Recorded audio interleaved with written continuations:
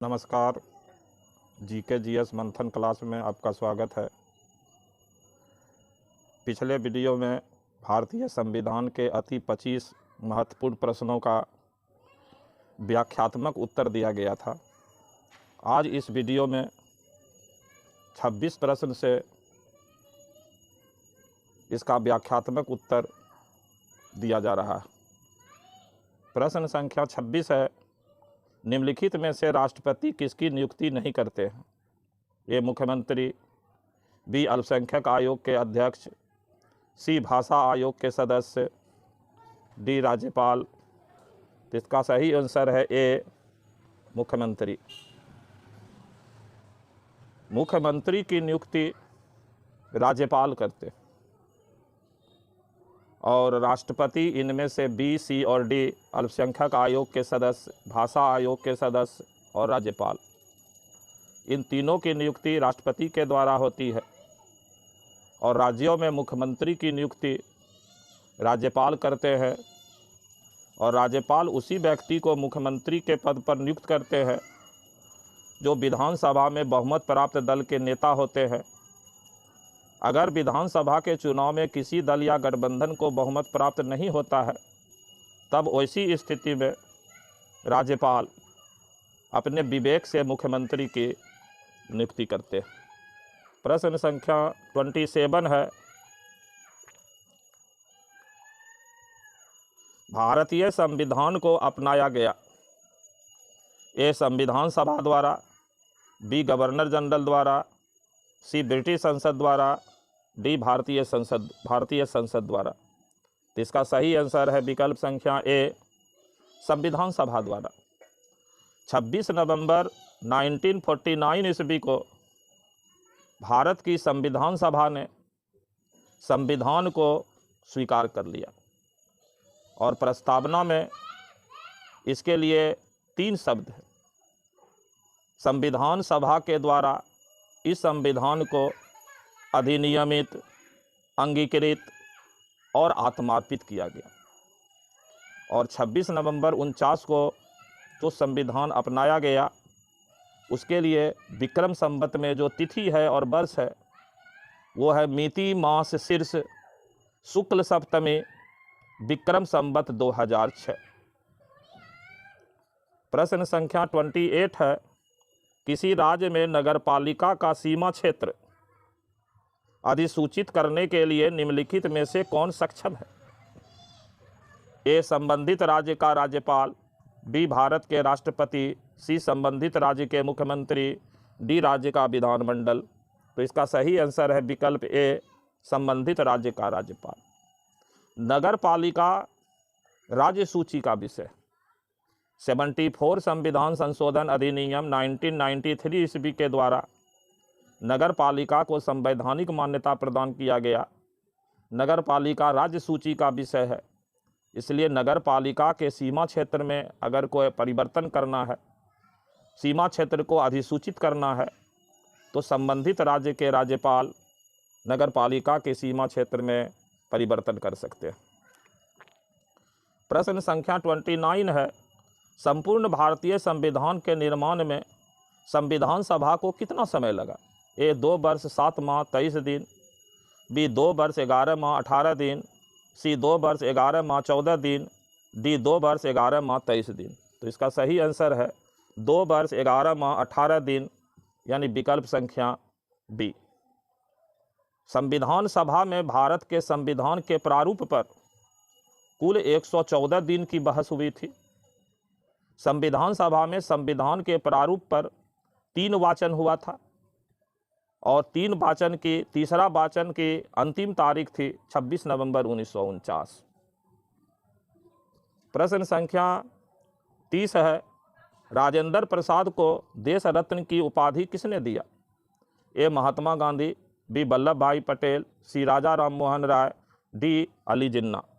तो इसका सही आंसर है ए महात्मा गांधी। भारत के प्रथम राष्ट्रपति डॉक्टर राजेंद्र प्रसाद को महात्मा गांधी के द्वारा उनके योगदान के लिए, उनके कर्तव्य निष्ठा के लिए देश रत्न की उपाधि उनको प्रदान किए थे। प्रश्न संख्या 31 है, भारत का संविधान लागू हुआ था ए 26 जनवरी 1950 को, बी 26 जनवरी 1952 को, सी 15 अगस्त 1948 को, डी 26 नवंबर 1949 को। तो इसका सही आंसर है 26 जनवरी 1950 ईस्वी को। हालांकि भारत का संविधान 26 नवंबर 1949 ईस्वी को बन के तैयार हो गया था। इस दिन संविधान सभा ने संविधान को स्वीकार भी कर लिया था, और जब संविधान 26 जनवरी 1949 को स्वीकार किया गया तो उस समय संविधान में 395 अनुच्छेद था। इसमें से कुल 15 अनुच्छेद, जिसमें नागरिकता, निर्वाचन और अंतरिम संसद का प्रावधान था, 26 नवंबर 1949 को ही लागू कर दिया गया और कहा गया कि पूरा का पूरा संविधान 26 जनवरी 1950 ईस्वी को लागू किया जाएगा। प्रश्न संख्या 32 है, निम्नलिखित में से कौन प्रारूप यानी मसौदा समिति के सदस्य नहीं थे? ए जवाहरलाल नेहरू, बी मोहम्मद सादुल्लाह, सी के.एम. मुंशी। इसका सही आंसर है ए पंडित जवाहरलाल नेहरू। 29 अगस्त 1947 ईस्वी को डॉक्टर अंबेडकर की अध्यक्षता में प्रारूप समिति का गठन किया गया था। इसमें अध्यक्ष सहित कुल 7 सदस्य थे और इस 7 सदस्य में पंडित जवाहरलाल नेहरू नहीं थे। प्रश्न संख्या 33 है, राष्ट्रपति का रिक्त स्थान भर लिया हो जाना चाहिए। ए 1 महीने में, बी 3 महीने में, सी 14 दिन में, डी 6 महीने में। तो इसका सही आंसर है डी 6 महीने में। अगर किसी भी कारण से राष्ट्रपति का पद खाली हो जाए, चाहे मृत्यु के कारण खाली हो जाए, चाहे राष्ट्रपति स्वयं त्याग पत्र दे दें, या सर्वोच्च न्यायालय ने राष्ट्रपति के चुनाव को अवैध करार दे दिया हो, किसी भी तरह से अगर राष्ट्रपति का पद खाली होता है तो रिक्त होने की तारीख से अधिक 6 महीना के अंदर नए राष्ट्रपति का चुनाव करा लिया जाना आवश्यक है। 34 नंबर प्रश्न है, किसी भी विधि के लिए सर्वोच्च न्यायालय से परामर्श मांगने का अधिकार है। ए राष्ट्रपति को, बी प्रधानमंत्री को, सी उपरोक्त दोनों को, डी इनमें से किसी को नहीं। तो इसका सही आंसर है विकल्प ए राष्ट्रपति को। संविधान के अनुच्छेद 143 के अनुसार राष्ट्रपति संवैधानिक महत्व के किसी प्रश्न पर, विधि के किसी प्रश्न पर या सार्वजनिक महत्व के किसी महत्वपूर्ण प्रश्न पर सर्वोच्च न्यायालय से परामर्श मांग सकते हैं। अब राष्ट्रपति अगर सर्वोच्च न्यायालय से परामर्श मांगते हैं तो सर्वोच्च न्यायालय को यह स्वतंत्रता है कि वह राष्ट्रपति को परामर्श दें अथवा नहीं दें। अगर सर्वोच्च न्यायालय ने परामर्श दिया है तो राष्ट्रपति को यह स्वतंत्रता है कि वह सर्वोच्च न्यायालय के परामर्श को माने अथवा नहीं माने। प्रश्न संख्या 35 है, कार्यपालिका का प्रमुख कौन होता है? ए प्रधानमंत्री, बी राष्ट्रपति, सी संसद, डी मुख्य न्यायाधीश। तो इसका सही आंसर है डी राष्ट्रपति। संविधान के अनुच्छेद 53 में यह कहा गया है कि संघ की कार्यपालिका यानी राष्ट्र की कार्यपालिका के प्रधान राष्ट्रपति होंगे और राष्ट्रपति के नाम से ही संघ की कार्यपालिका के सारे कार्य संपन्न किए जाएंगे, चाहे यह कार्य राष्ट्रपति खुद करें या राष्ट्रपति के नाम पर प्रधानमंत्री और संघ सरकार का मंत्रिपरिषद करें। प्रश्न संख्या 36 है, संविधान के अनुच्छेद 74 के अनुसार राष्ट्रपति के कार्य को संपन्न करने के लिए एक मंत्रिपरिषद होगी और उसका प्रधान किसे बनाया गया? ए प्रधानमंत्री, बी राष्ट्रपति, सी कैबिनेट मंत्री, डी लोकसभा अध्यक्ष। तो इसका सही आंसर है ए प्रधानमंत्री। संविधान का अनुच्छेद 74 कहता है कि राष्ट्रपति को उनके कार्यों में सलाह एवं सहायता देने के लिए एक मंत्रिपरिषद होगी जिसके प्रधान प्रधानमंत्री होंगे। प्रश्न संख्या 37 है, भारत में लोकसभा किसका प्रतिनिधित्व करता है? ए राज्य की विधानसभाओं का, बी भारतीय जनता का, सी राज्य और केंद्र शासित प्रदेश का, डी राजनीतिक दलों का। इसका सही आंसर है बी भारतीय जनता का। लोकसभा भारतीय संसद का निम्न सदन है, लोअर हाउस। भारतीय संसद का प्रथम सदन है और यह सदन अस्थायी है जो प्रत्येक 5 वर्ष पर भंग होता है और 5 वर्ष के पहले भी राष्ट्रपति चाहें तो इसको भंग कर सकते हैं। और ये लोकसभा भारतीय जनता का प्रत्यक्ष सदन है।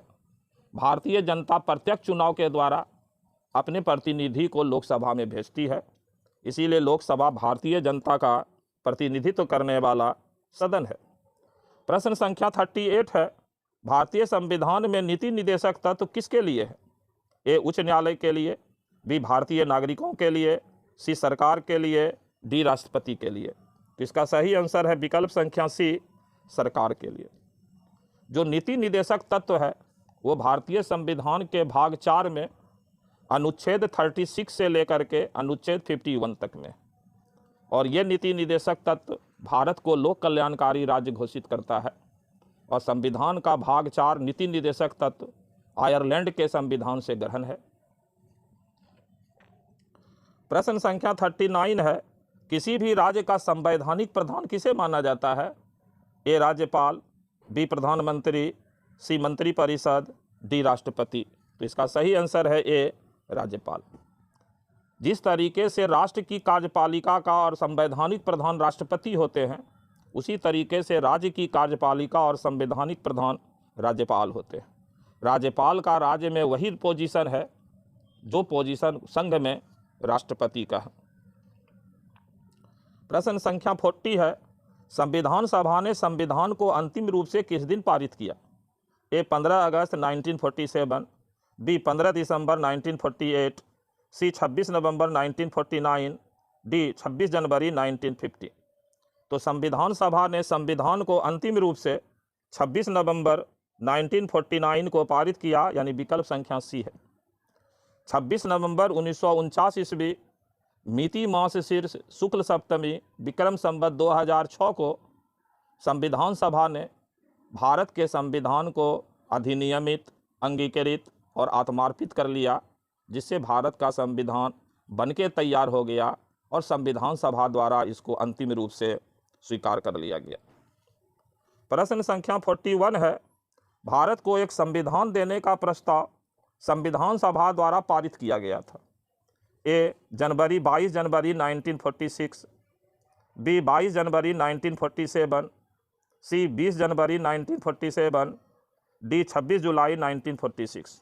तो इसका सही आंसर है बी 22 जनवरी 1947।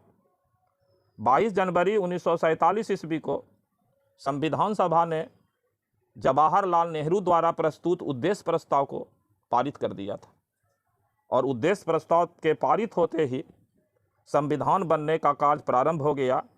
इसीलिए संविधान देने का प्रस्ताव संविधान सभा द्वारा उद्देश्य प्रस्ताव पारित करने की तिथि 22 जनवरी 1947 से माना जाता है। प्रश्न संख्या 42 है, राष्ट्रपति लोकसभा भंग करते हैं। ए प्रधानमंत्री की सलाह पर अनुच्छेद 81 के तहत, बी उपराष्ट्रपति के सलाह पर अनुच्छेद 81 के तहत, सी प्रधानमंत्री के सलाह पर अनुच्छेद 85 के तहत, डी उपराष्ट्रपति के सलाह पर अनुच्छेद 85 के तहत। तो इसमें विकल्प संख्या सी, प्रधानमंत्री की सलाह पर अनुच्छेद 85 के तहत। अनुच्छेद 85 कहता है कि राष्ट्रपति संसद के सत्र को आहूत करेंगे, यानी बुलाएंगे, संसद के सत्र का सत्रावसान करेंगे और लोकसभा को भंग करेंगे। और लोकसभा का भंग प्रधानमंत्री के सलाह पर राष्ट्रपति करेंगे। प्रश्न संख्या 43 है, भारतीय संविधान सभा के प्रथम दिन के अधिवेशन की अध्यक्षता किसने की? ए राजेंद्र प्रसाद, बी जवाहरलाल नेहरू, सी BR अम्बेडकर, डी सच्चिदानंद सिन्हा। इसका सही आंसर है विकल्प संख्या डी, सच्चिदानंद सिन्हा। 9 दिसंबर 1946 ईस्वी को संविधान सभा की पहली बैठक बुलाई गई, और ये बैठक पार्लियामेंट हाउस में हुआ, जो उस समय केंद्रीय विधानमंडल कहलाता था। और इस पहली बैठक में वो अस्थायी अध्यक्ष के रूप में, कार्यवाहक अध्यक्ष के रूप में डॉक्टर सच्चिदानंद सिन्हा चुने गए। डॉक्टर सच्चिदानंद सिन्हा ही संविधान सभा के अस्थायी अध्यक्ष हैं, और इन्होंने ही पहला दिन के अधिवेशन की अध्यक्षता की। प्रश्न संख्या 44 है, राष्ट्रपति द्वारा भारतीय संविधान में संसद में कितने लोगों को मनोनीत करने की व्यवस्था की गई है? ए 12, बी 14, C2, D 24। तो इसका सही आंसर है विकल्प संख्या B 14। भारतीय संसद के 2 सदन हैं, लोकसभा और राज्यसभा। लोकसभा में 2 एंग्लो इंडियन समुदाय को राष्ट्रपति मनोनीत करते थे और राज्यसभा जो दूसरा सदन है उसमें राष्ट्रपति 12 सदस्य को मनोनीत करते हैं, जो 4 क्षेत्र से होंगे। साहित्य, कला, विज्ञान और समाज सेवा के क्षेत्र में विशेष योग्यता रखने वाले 12 सदस्य को राष्ट्रपति राज्यसभा में मनोनीत करते हैं। तो 2 लोकसभा में मनोनीत करते थे और 12 राज्यसभा में मनोनीत करते हैं। तो लोकसभा में जो मनोनयन था 2 एंग्लो इंडियन का, उसको अब समाप्त कर दिया गया। 104वां संविधान संशोधन अधिनियम 2019 ईस्वी के द्वारा लोकसभा में 2 एंग्लो इंडियन का मनोनयन समाप्त कर दिया गया, जिस कारण अब लोकसभा में एंग्लो इंडियन का मनोनयन बंद हो गया है। अनुच्छेद 331 से यह मनोनयन होता था, अब 331 अनुच्छेद निरस्त हो गया, समाप्त, जिस कारण अब संसद में सिर्फ राज्यसभा में राष्ट्रपति 12 सदस्य को मनोनीत करते हैं। प्रश्न संख्या 45 है, संविधान में दोनों सदनों की संयुक्त बैठक का प्रावधान किस अनुच्छेद में? A 108, B 110, C 173, D 166। तो इसका सही आंसर है विकल्प संख्या 1 108। संविधान का अनुच्छेद 108 कहता है कि राष्ट्रपति संसद के संयुक्त अधिवेशन को आहूत करेंगे, यानी संयुक्त अधिवेशन को बुलाएंगे। संयुक्त अधिवेशन अनेक अवसर पर बुलाया जाता है, लेकिन परीक्षा के दृष्टिकोण से जो प्रश्न आता है कि राष्ट्रपति संयुक्त अधिवेशन को तब बुलाते हैं जब साधारण विधेयक पर लोकसभा और राज्यसभा में विवाद हो जाए और उस साधारण विधेयक को पारित कराने के लिए संघीय मंत्रिपरिषद के सिफारिश पर राष्ट्रपति संसद के दोनों सदनों की संयुक्त बैठक को बुलाते हैं और इस संयुक्त अधिवेशन की अध्यक्षता लोकसभा के अध्यक्ष करते हैं। प्रश्न संख्या 46 है, 106वां संविधान संशोधन और 111वां संविधान संशोधन क्रमशः किससे संबंधित है? ए पंचायत सहकारी समिति, बी सहकारी समिति पंचायत, सी पंचायत पंचायत, डी सहकारी समिति। तो इसका सही आंसर है डी सहकारी समिति। प्रश्न संख्या 47 है, संविधान का अनुच्छेद 123 किससे संबंधित है? ए राष्ट्रपति के अध्यादेश से, बी सुप्रीम कोर्ट का सलाहकार क्षेत्राधिकार से, सी जम्मू कश्मीर की विशेष स्थिति से, डी चुनाव आयोग से। इसका सही आंसर है राष्ट्रपति के अध्यादेश से। संविधान का अनुच्छेद 123 में प्रावधान है कि अगर संसद का सत्र यानी अधिवेशन नहीं चल रहा हो और सार्वजनिक महत्व का कोई ऐसा प्रश्न उपस्थित हो गया हो जिस पर काम करना बेहद जरूरी हो, तब राष्ट्रपति केंद्रीय मंत्रिपरिषद के सलाह पर अध्यादेश जारी करेंगे, ऑर्डिनेंस। और इस अध्यादेश का वही महत्व होता है जो महत्व संसद द्वारा बनाए गए कानून का होता है। राष्ट्रपति का अध्यादेश अधिक से अधिक 6 महीना प्लस 6 सप्ताह ही लागू रह सकता है। 6 महीना का समय दिया गया है संसद का एक अधिवेशन बुलाने के लिए और 6 सप्ताह उसके बाद दिया गया है संसद का अधिवेशन शुरू होने से 6 सप्ताह के अंदर अध्यादेश को अगर कानून बनाना है, आगे रखना है, तो वो कानून रूप में लागू रहेगा। तो अधिवेशन शुरू होने के 6 सप्ताह के अंदर अध्यादेश को कानून का रूप संसद के द्वारा दे दिया जाना आवश्यक है, अन्यथा अध्यादेश निरस्त हो जाएगा। प्रश्न संख्या 48 है, निम्नलिखित में से संविधान का कौन सा भाग संशोधित नहीं किया जा सकता? ए प्रस्तावना, बी राज्य के नीति निर्देशक सिद्धांत, सी मौलिक अधिकार, डी न्यायिक समीक्षा। तो इसका आंसर है विकल्प डी न्यायिक समीक्षा।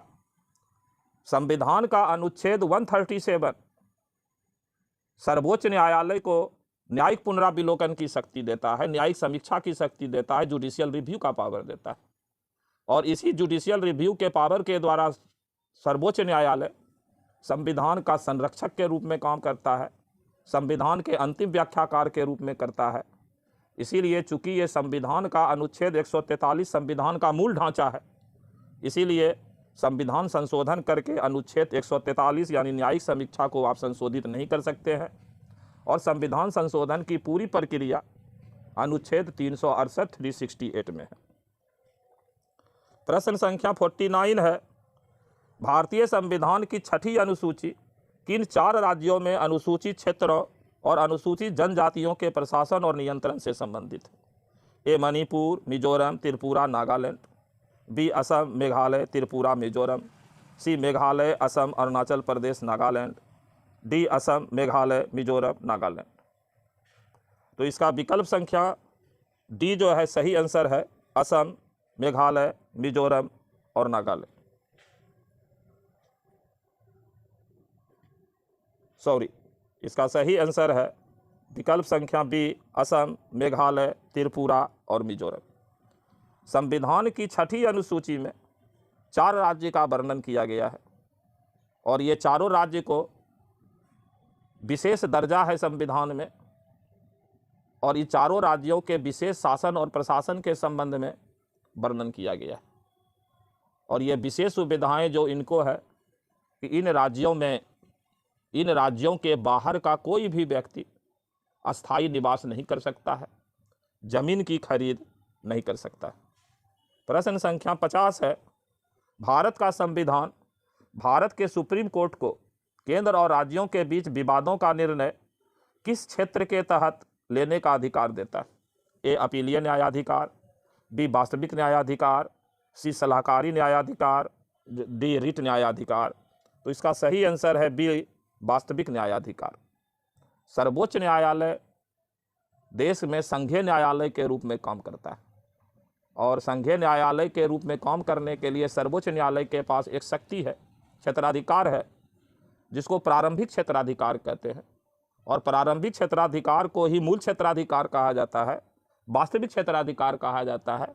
और प्रारंभिक क्षेत्राधिकार के अंतर्गत, मूल क्षेत्राधिकार के अंतर्गत सर्वोच्च न्यायालय में जो मामले आते हैं उसमें संघ और राज्य के बीच का विवाद हो, राज्य और राज्य के बीच का विवाद हो, ये सारा विवाद जो संघ और राज्य या राज्य और राज्य से संबंधित है, उस विवाद का निर्णय सर्वोच्च न्यायालय प्रारंभिक क्षेत्राधिकार या मूल क्षेत्राधिकार के अंतर्गत करता है।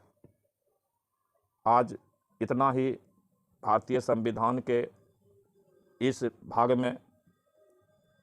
हम लोग अगले वीडियो में भारतीय संविधान का अति महत्वपूर्ण प्रश्न और देखेंगे। तब तक के लिए जय हिंद, जय भारत, नमस्कार।